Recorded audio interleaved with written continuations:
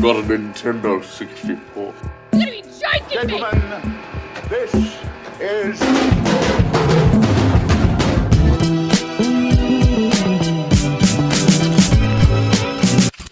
What is up, everyone? It's Adam and Sinjun from FWCI talking about the last 3 episodes of WandaVision. If you haven't heard the episode 1 to 6 review that we already did, definitely go back and check that one out. And this show ended with a crazy ending, a lot of different type of episodes.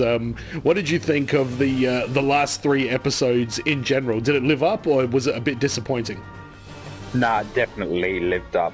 The way it kind of started escalating from episode 6 was like tremendous. You have Agatha kind of coming out towards the end. You've got them calling out Quicksilver. Yeah. Kind of working out he's a bit sus there. Albino Vision. Wow. Yeah. Did not see that coming. Yeah, the build of tension with Wanda when everything starts like falling apart in episode 6 was good, because they'd pretty much established pretty well that like things were starting to like come loose with her, and we kind of knew that there was something going on with Agatha. She seemed way too like involved in everything, but Yeah, you know, a bit too convenient. yeah, She's always there. exactly. So the way I understand is what Agatha says at the end of this episode was that Wanda was casting all these spells, and Agatha basically picked up on that with her witch powers or whatever they are, and that's why Agatha came. So I guess she came into the Hex herself, like voluntarily, and then set up her little shrine to the devil in the basement, after Wanda had already got everything going.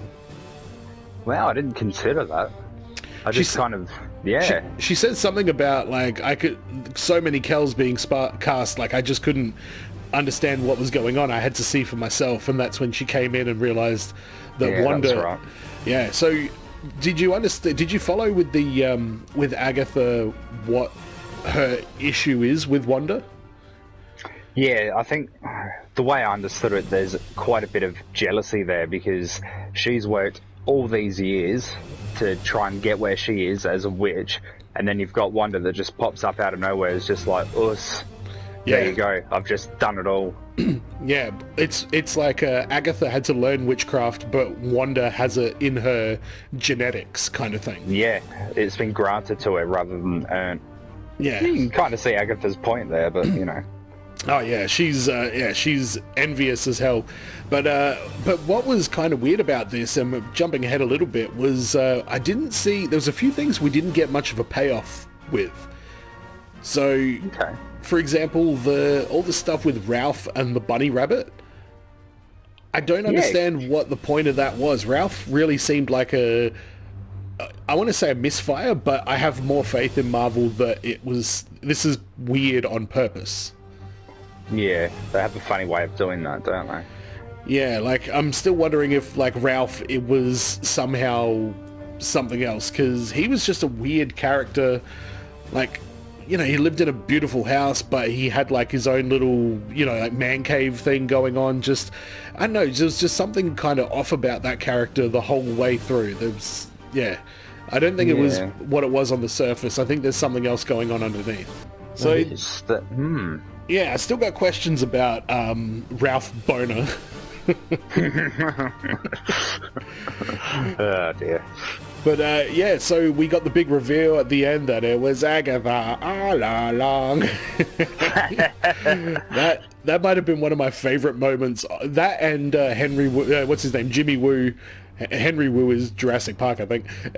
Jimmy Woo's close-up magic and Agatha all along are probably the 2 things I'm gonna take away from this series the most. That card trick with Jimmy Woo when he was handing over the business card, that was meant. Well placed.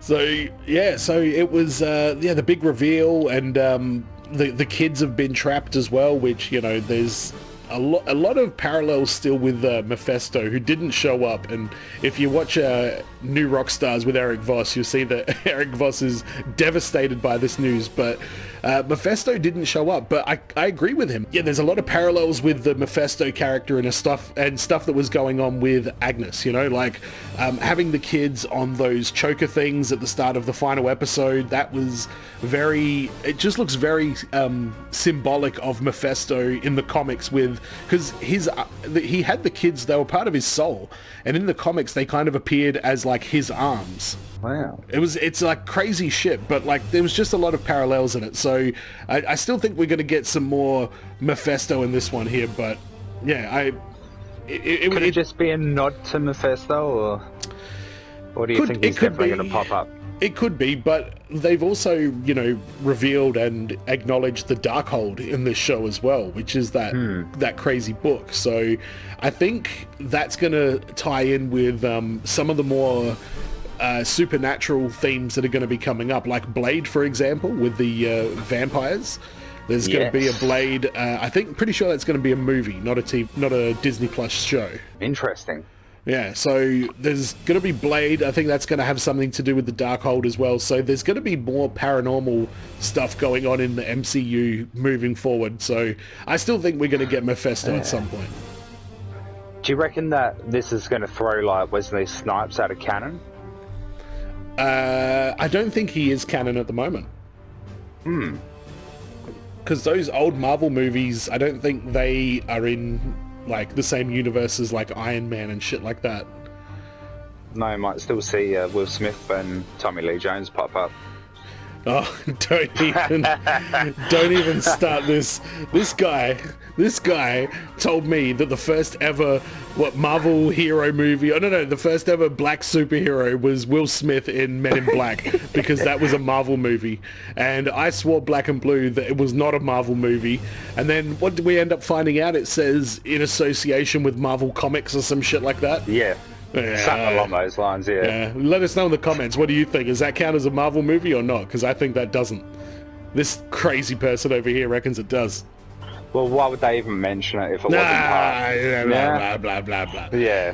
Why drop the name? Yeah, it's not that doesn't mean it's a Marvel movie. Having said that, I don't think I saw a fucking cameo there by Stan Lee, so... Well...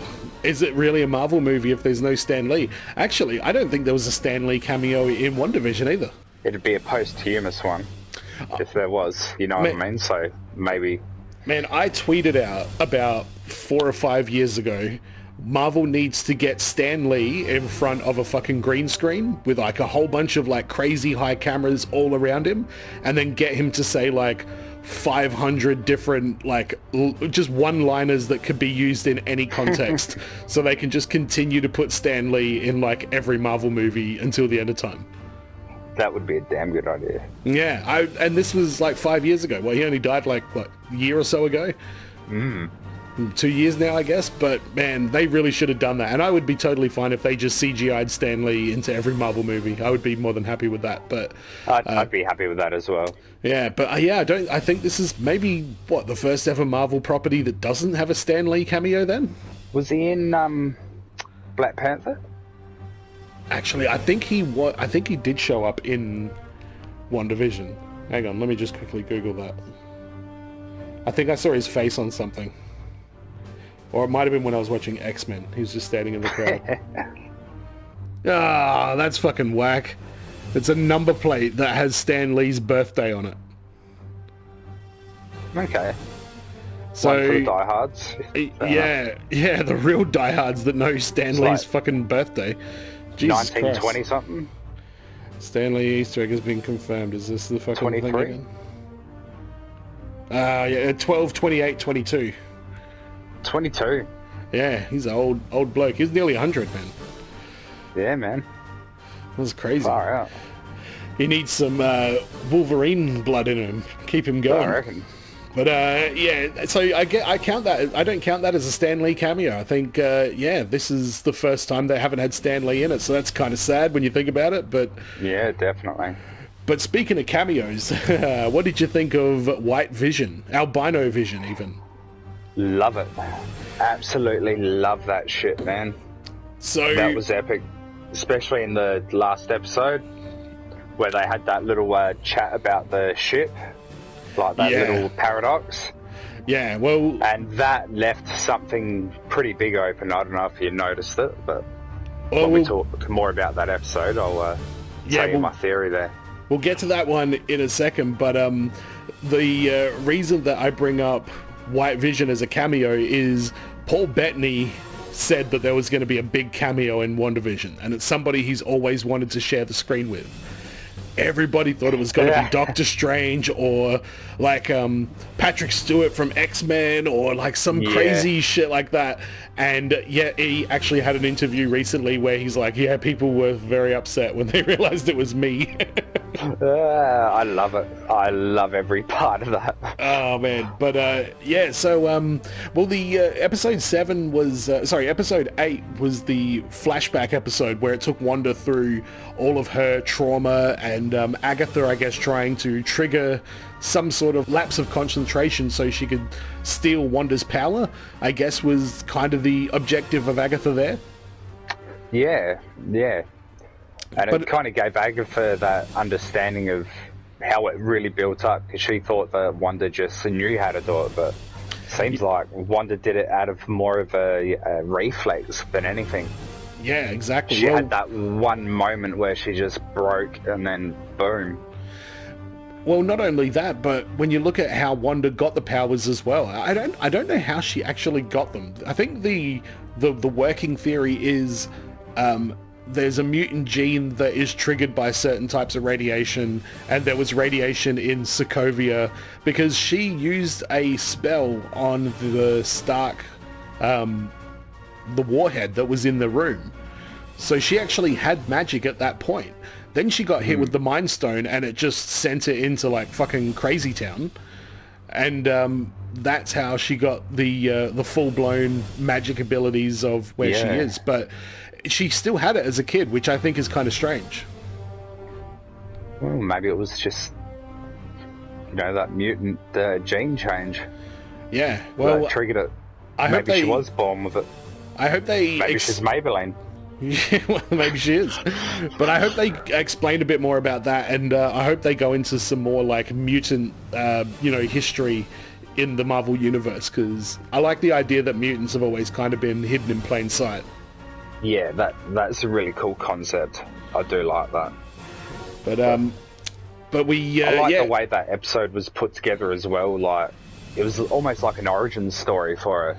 So not only Agatha, but viewers kind of got more of an idea about her past and how she came to be where she is. Even though it still leaves out that aspect.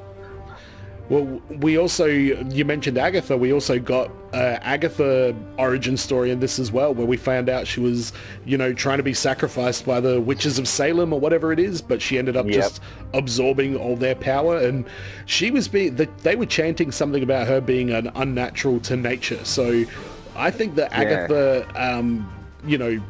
basically not cheated, but like obtained her witch power through some sort of unconventional methods as well. Maybe a deal with the devil, Mephisto. Maybe. So we learned plenty about Agatha. We learned a lot more about Wanda, like the exposure to the Mind Stone, especially. That kind of explained a lot, and explained her connection to Vision as well. That's true, yeah. Yeah, the whole Vision side of things is like really epic. I'm looking forward to how this progresses as well. Because it's not like they're going to release the next season as just Wanda. You know what I mean? Well, I don't think there's ever going to be another season of WandaVision at all. I don't think we're going to get a season 2 of this, because Vision flew off into the world somewhere, and Wanda is... Well, we'll get to where Wanda is, because that was kind of crazy. Did you see the after-credit scenes? Yeah, I did have a little look at that. Did you check out both of them? No. Do you have you got Disney Plus there? Oh yeah. Alright, go to the final episode. There's 2 after-credit scenes. So the first after-credit scene was the Monica Rambeau one, yeah? Yep. So it's Monica Rambeau at the Westview town, and she gets summoned by a government agent who turns into a Skrull. So the Skrull search is on. Who knows who's going to be a Skrull at this point? And obviously they set up that they're going to take her up to see Nick Fury in that space station, you know, up in space. So the second after credit scene, Sinjun's never seen it, so he's having a look as we speak. And this raises some serious questions. See Wanda walking inside to a teapot. And we're flying through into another room. And there's another Wanda reading a nasty book.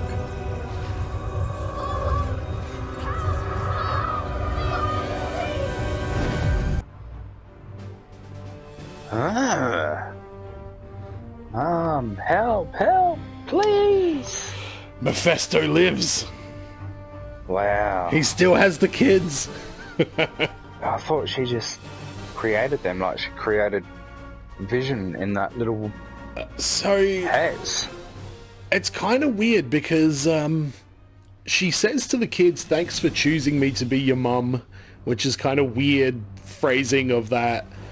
And I don't know, there's a couple other things she doesn't have control over them, like when they age up and stuff like that. So there was a little bit of a disconnect between Wanda and the kids.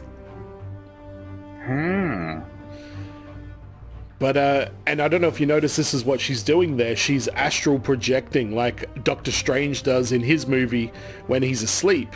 And he's sitting there reading a book in his like astral form as well. Ah, I see. But see, I kind of got the feel from that maybe, because you see how the camera kind of pans in and then it slows and pulls up a little bit. Kind of gave you the feel that maybe it was through the eyes of someone flying in, like maybe Vision or possibly Doctor Strange as well. But the only thing that makes me wonder about that is the WandaVision, the Wanda like projection in the room reading the books doesn't like react to that camera at all. So I don't think it looks like it is that, but I don't think it is. I think it's just like a crazy camera shot to get to that crazy shot of her floating, reading the Darkhold and casting all these fucking spells. But what's weird is in all the other aspects of Marvel, when somebody does astral projection, it's when they're asleep or when they're like unconscious. Yeah. But Wanda is doing it, and she's also completely conscious, like doing menial, like, you know, life shit at the same time. So yeah, that means she's like more powerful than like the Ancient One and Doctor Strange, and like, you know, she can do stuff that none of those fuckwits can do. Fuck. Doctor Strange, fuckwit. Douchebag. I never liked him either. He is a fuckwit when you think about it. Jesus Christ. The final episode was just basically the big fight scene, and yeah, I really enjoyed the battle between Albino Vision and Vision Classic.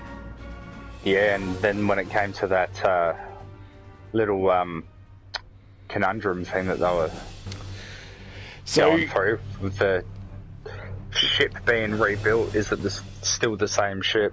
And, you know, if you reassemble it using the old parts, is that the original ship? Which one is it?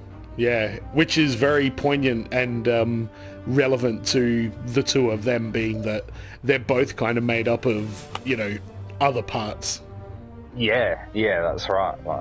But the one thing I did notice, and why I lead to maybe possibly a season 2, is Vision, like, we'll call him Red Vision, knew that he was going to disappear relatively soon. And then he touches Albino Vision on the forehead. Yeah. And he goes, then Albino Vision just has that little moment where he goes, I am Vision. So one ceases to exist.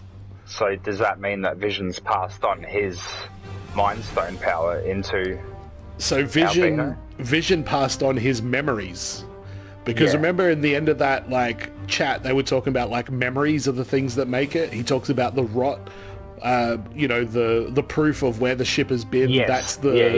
That's the thing. So he gives him his memories, which Old Mate then just fucks off. You think maybe he fucked off because he knew he'd get destroyed in there or something like that. But Yeah. I don't think it's going to lead to a season 2, but I definitely think it's going to lead to Vision showing up in the MCU again, possibly when Wanda is in like full-blown, you know, villain mode. Vision's going to show up at the last minute and like, you know, talk her out of play it. on the heartstrings. Yeah, but that'll be a while away, so I think the next time we see Vision, it's going to be a huge shock. Yes, definitely. As if it wasn't shocking enough when White Vision popped up. Yeah. Seeing him like resurrected again in MCU is going to be amazing. So did you notice that they nearly pulled a line from Futurama in that episode? Which line? When Vision starts to like try and negotiate with albino Vision, it's basically the scene where Santa Claus, Leela says to Santa Claus, they give him a logical paradox that he's going to destroy himself. Put it this way, I said on here a bunch of times I watched New Rockstars. I said that as soon as they started having that conversation, I'm like, oh no, he's going to give him a logical paradox and make him blow himself up like straight away. But he kind of did that, but gave him a logical paradox and then shared his fucking memories with him and then sent him off. But yeah, I think we're definitely going to see that Vision. And I don't know if you picked up on this, but the Mind Stone being yellow and the albino Vision having the blue, whatever it was, in his head. It looked like the arc reactor, to be honest, but that also mirrored Jarvis and Ultron. Remember there was like the big hologram of Jarvis's brain and Ultron's brain in Age of Ultron? Yeah. Jarvis was orange and Ultron was blue, and it was that exact same kind of thing of like the good side of Vision and then the fucking shitty AI side of it. Yeah. So, kind of like the side of Vision with feelings and the robot. Yeah, the Ultron, because that's also what he is. Like, he's part Ultron, he's part Mind Stone, he's part Tony Stark, part Bruce Banner, part Thor, because he can wield the Mjolnir. Yeah. Fucking badass. Yeah. He's one of the most underrated dudes in fucking Marvel and Vision. I don't know about that. I think Vision's okay, but I don't really rank him up there. I always thought Vision was a bit of a weird character, and I always thought that Martian Manhunter in the DC world was a bit of a weird character as well. But MCU has definitely made a version of Vision that I really fucking enjoyed watching. So yes, he's good, but I'll take pretty much any other Avenger over him. Here's a fun fact. Do you know they did a Billy Ray Cyrus? What do you mean? Marvel did Billy Ray Cyrus comic. Really? Yeah, dead set. I only found out about this a couple of days ago from my brother, but yeah, it was really a thing. Does that mean Billy Ray Cyrus is the first ever Marvel superhero? I think it does. Oh, I don't know. I don't think he... No. Billy Ray Cyrus, The Achy Breaky Heart, was the first Marvel superhero song. Yeah, right. I'll give you that. Or whatever they might have played on the old Hulk show. Do you remember that? I do, yeah. Bruce Banner would lose his shit, yeah. But, so we finished up with... actually, let's talk about Monica Rambeau for a second, or Photon, or whatever she's going to be. So, it now looks like she basically has some sort of, like, energy-absorbing ability. And she absorbs different types of energy. Her eyes glow different colors when she absorbs different type of energy or whatever it is. Looks like she could just phase through walls and all sorts of shit. So she's going to be a big deal. And she's going up to see Nick Fury. So she's probably going to be in the new incarnation of the Avengers. Yeah, that'd be really cool to see. Yeah. And I'm wondering, because at the end there, one of the boys stops a bullet as well. Yeah, he's got... the same powers as Scarlet Witch, basically. Oh, nice. Yeah, and then the other one has the same powers as Quicksilver. That's cool. I like that. Yeah, but that was great, and I don't know if you noticed it, but the little kid grabbed one of the hats off of one of the cops, exactly like Quicksilver did in the X-Men movie where they're breaking Magneto out of the Pentagon. Yeah. That's a nice touch, isn't it? It was. So Rambo was pretty good. Do you have any thoughts on the Monica Rambo photon evolution that's happened here? I don't think they went into enough detail about it, to be honest. Like, say if you weren't much of a Marvel geek, you kind of would be like, what was the point in her? But yeah, I guess she doesn't really end up I don't know if she has much of an impact at the end. She kind of provokes Wanda at one point, and I think that maybe be what draws out Agatha. But yeah, you're right. She didn't do a great deal as far as like helping Wanda at the end. She didn't save the day or anything. But yeah, she wasn't integral to the actual telling of the story. Almost. Yeah. I think it's just a matter of they wanted to use the Hex as a way to explain how this superhero got their powers, so it's like a short film kind of intro for that character sort of thing. Okay. Yeah, but I don't know, I enjoyed Monica. I enjoyed the scene at the end where everybody was out of the Hex, out of the mind control, and just like staring down at Wanda. Yeah, she was not happy at that point. But what do you think about Wanda entrapping Agnes? Yeah, that was rad, man. I really like that. Yeah, kind of just threw Agnes right off and then trapped her himself. It was good. That's kind of good. It's kind of fucked. It's almost a little bit Black Mirror in a way. I don't know if you've seen any of the later Black Mirror episodes, but yeah, there's some that kind of deal with that sort of entrapment in the mind kind of thing. So, yeah, it was really well played out, especially how it had the lead up to where like Wanda's got her on the tree, but then everyone wakes up and they're all like, Scarlet Witch, shame, shame. Yeah, that was pretty wild, and that's probably something we need to mention as well. The Scarlet Witch, she's officially the Scarlet Witch. She has that like really cool dark red kind of outfit that she was just proudly rocking as she flew away. The cool tiara. Yeah, like is it a tiara? I don't know. But it's the cool head crown of some kind. Yeah. But yeah, I'm glad that they're leaning into the comic book costumes in a better way now. Like, yeah, definitely. Because I don't know if you could have like brought her into it if she looked like that at the start, but this has kind of really gone into great detail explaining how, she is this almost like mystical level being now. Yeah, that's right. She's just like pure energy in a human form, more or less, man. Yeah. So I noticed at the end when her and Agatha were having the big witch battle in the air, which looked great with like the red sky behind them, and they're just like throwing like barbs of energy at each other. Well, Wanda is throwing them at Agatha. I noticed that Wanda was... Or is she?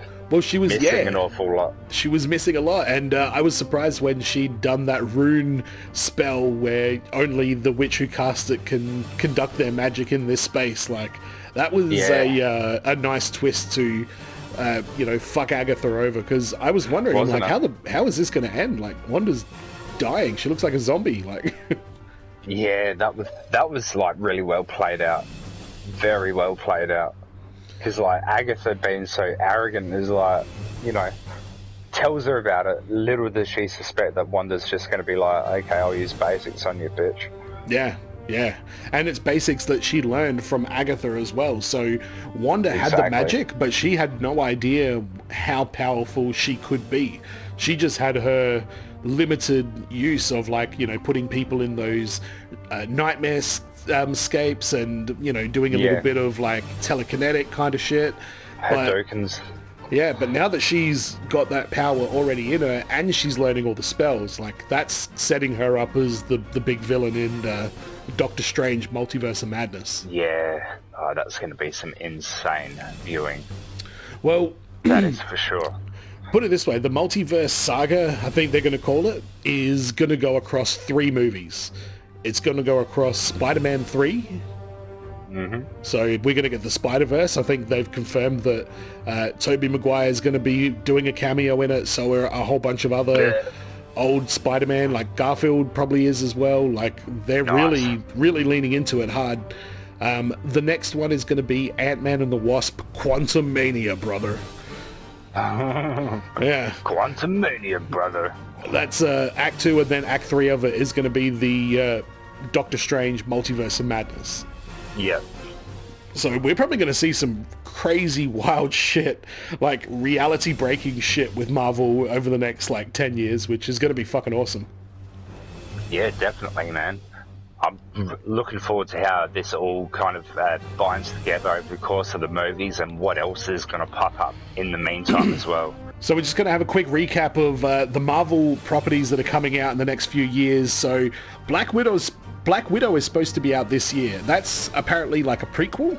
So it doesn't have a great deal of weight to the current storyline, but apparently it's going to be pretty important to the Marvel universe.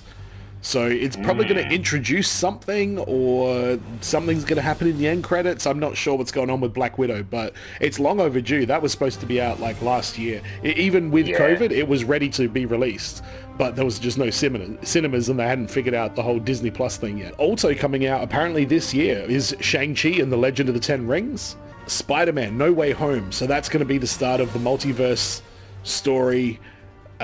Actually, Multiverse of Madness is then after Spider-Man, and Quantum Mania is the third in that set, apparently. Then Thor Love and Thunder, Black Panther 2, Captain Marvel 2, Guardians of the Galaxy Volume 3, and Fantastic Four are all confirmed. Man, I hope they pull off a decent Fantastic Four. Do you want Jim from The Office to be Reed Richards? Yes. Yeah, me too. You know what? They need to get fucking old girl as Pam. Pam as Sue Richards as well.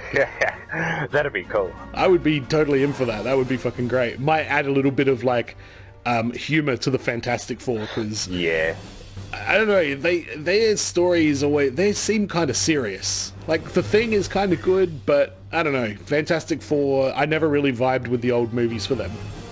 Yeah. Fantastic Four, I think, for the movies has been hard to pull off like Hulk. It's just, it's finding that right story to really break them out. Yeah, it's a story that has a big scope, and if you don't get the scope right, it sort of falls a little bit flat. But Guardians of the Galaxy Volume 3, that comes after Thor Love and Thunder. So the last time we saw Thor, he was fucking off with the Guardians of the Galaxy. So, and Thor Love and Thunder, they've already confirmed in that we're going to be getting Jane Foster as the new Thor. Jane Foster? Yeah, that's the chick from the other Thor movies, his lady friend. Yep, his lady friend. Yeah, I'm not that excited for that at the moment, but I have faith in Marvel and Taika Waititi that he could do something good with that character. So I'm really excited for that. Given that Ragnarok is my favorite MCU movie, Thor Love and Thunder could be the most anticipated one for me. Nice.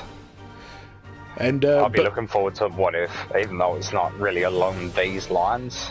I've been hanging out for that for a while. Well, put it this way, with the multiverse being floated around, What If could end up being canon, but just different universes, you know? Yeah, true. There are many Marvel universes.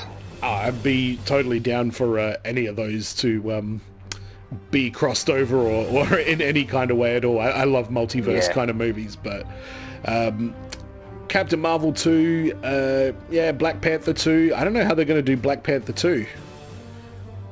They may have already recorded the footage they needed, and they might just do a Brandon Lee style thing and digitally put in the rest of what they need, or have stand-in actors. I'd be cool for Shuri to be the new Black Panther. You reckon? Yeah. Dude. Because she was awesome. She was like a genius in the first one. She was. Bruce Banner was she's like, why didn't you do like this? And Bruce Banner's like, because we didn't think about it. I love Bruce. So I'd be down for her taking over the mantle as the Black Panther. You know what? I wish they could just come up with some way to bring back Killmonger and turn him babyface, make him the Black Panther. What if they turned Blade into Black Panther? To deal with that pesky Wakandan vampire problem. Yeah, that's right, man.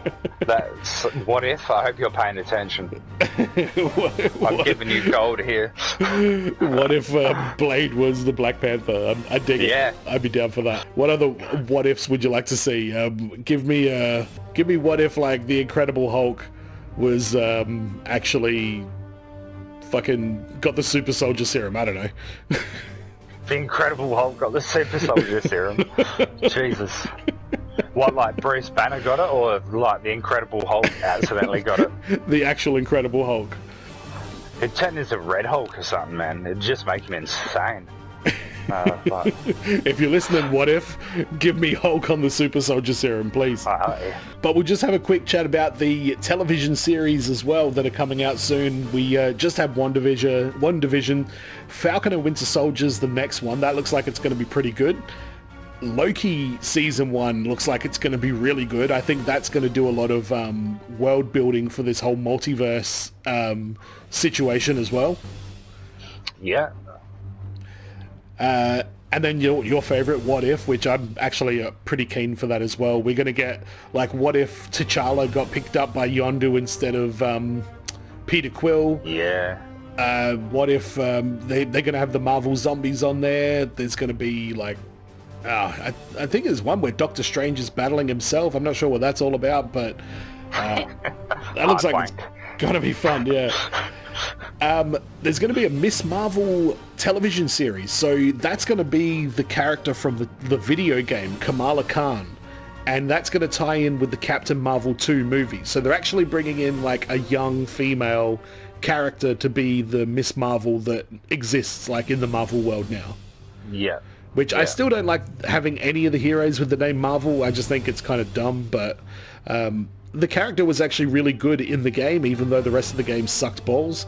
But I actually enjoyed Kamala Khan, so I'd be down for her. If they give her like the fangirl character they gave her in the video game, I think she'll be a very good comedic role in the Marvel universe.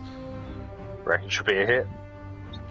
I really do. I think people are going to be underestimating how good that character is going to be. But then there's Hawkeye, which I believe is going to be like the daughter, like Hawkeye's daughter. Like a passing of the torch kind of thing. Yep, so that's a TV series. Moon Knight is another one, and apparently with that, they're going to lean into Moon Knight with the split personality kind of thing that character has. Not familiar with Moon Knight, so that'll be interesting watch for me. And I think that's the best Marvel stuff, when you don't know anything about the character and you kind of like learning from the way they want to tell the story. It always goes better. Definitely, otherwise you sit there picking holes like I did with the first X-Men movies. Yeah. Then there's the She-Hulk series, which they've named the actress. I can't remember who it is, but that is also apparently going to introduce Matt Murdock into the MCU. So Daredevil.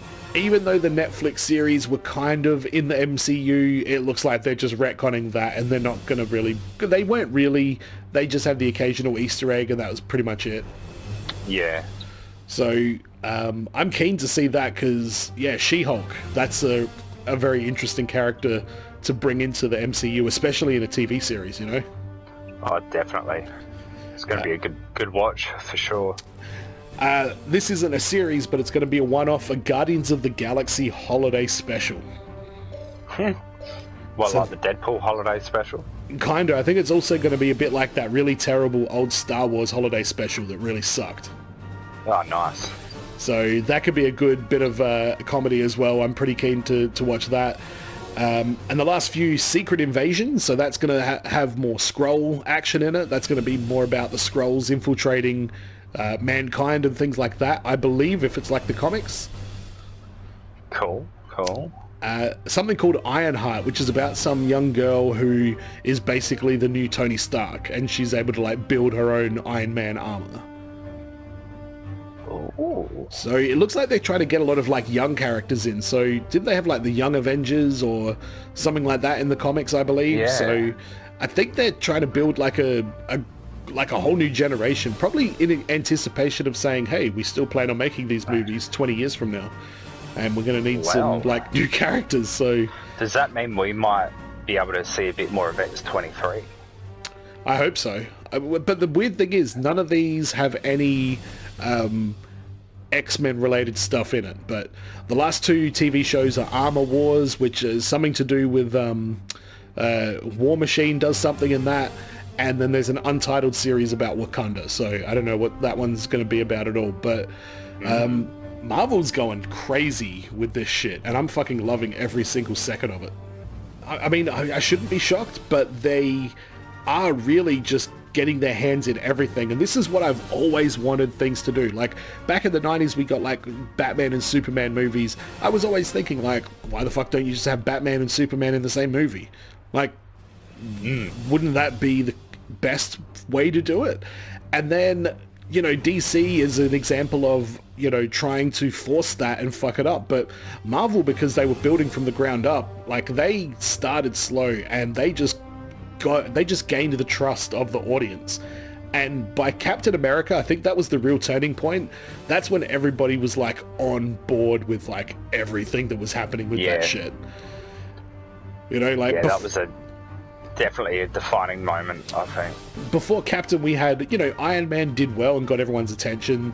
Incredible Hulk didn't do a great deal, but it had the scene at the end where Tony Stark walks in to General Ross, or whatever his name is, and that was like the first, holy shit, that's Robert Downey Jr. as Tony Stark. Like, that was really the first time that people knew that these movies were gonna be about this tie-in connected. Yeah.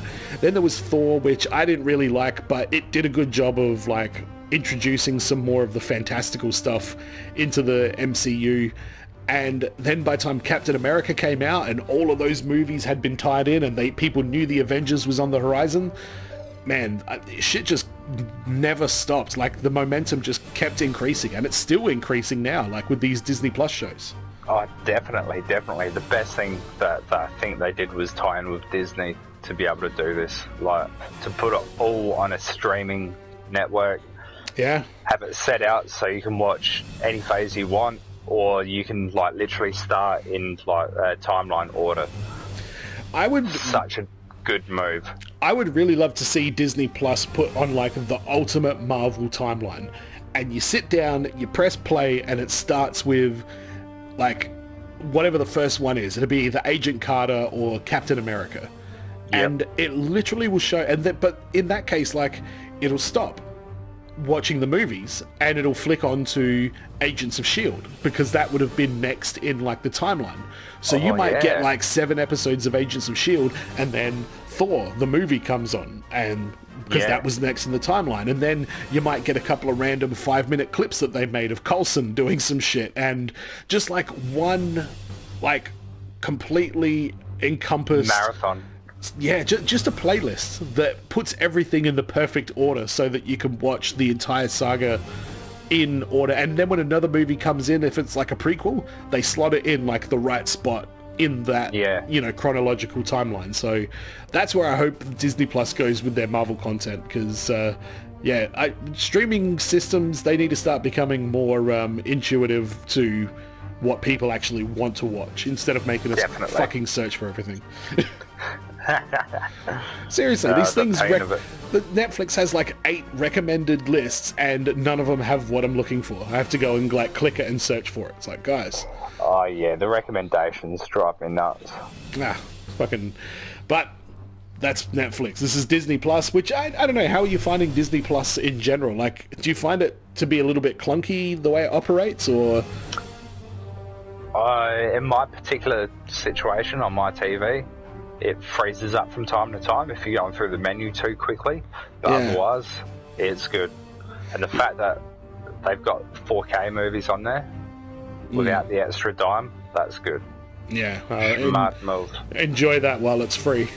You know it's coming. But yeah, I think that's probably going to wrap it up for this review of Marvel's WandaVision, the last 3 episodes of the first, maybe only series, and then just this little impromptu catch up on all the upcoming Marvel projects with old mate Sinjun here. Was there any last words you want to have about the Marvel universe, or anything you're looking forward to that's coming out? Yeah, I'm really looking forward to the next Guardians movie, and like some of these up-and-coming characters. Like, I'm pretty keen to see where they go with Thor. That's going to be fun. I saw a screenshot from Thor: Love and Thunder, and it looked like they were wearing like 80s vests, like cut-off denim jackets. It was like Thor and Star-Lord in like 80s clothes. So nice. I don't know how they're going to explain why they're in 80s clothes, but you know what? There was a lot that was left unexplained in Ragnarok, and it still worked pretty well. So yeah, definitely. yeah, I think I would have to say that Thor is actually the one that I'm looking forward to the most, to be completely honest. And then very closely followed by the Guardians, and then probably She-Hulk, I reckon. That one just... I mean, I haven't seen anything of it yet. Oh, What If? Fucking hell, they've got so much good shit coming out. I know. What If for me is the winner, but yeah, when it comes to the movies, they'd be the top 3 for me as well. But I hope they don't wait too long to introduce the mutants and the X-Men. Yeah. Like, because this goes all the way out to, like, 2023, so I hope we don't have to wait, like, 4 years to get, like, mutants in the MCU. I hope this WandaVision series is setting up, somehow, mutants in the MCU. From the Infinity Stone radiation or something like that. Anything. They'd have to, because they've already introduced, like, Tommy and Johnny. Oh, or have they introduced Mephisto's ghoulish fucking demon spawn arms? Yes, I'm still on the Mephisto train, but anyway, guys, that's gonna do it for today. Thank you very much for doing this with me, Sinjun, and as always, motherfuckers, be well, stay safe, look after your friends, and see you in the next video. Peace.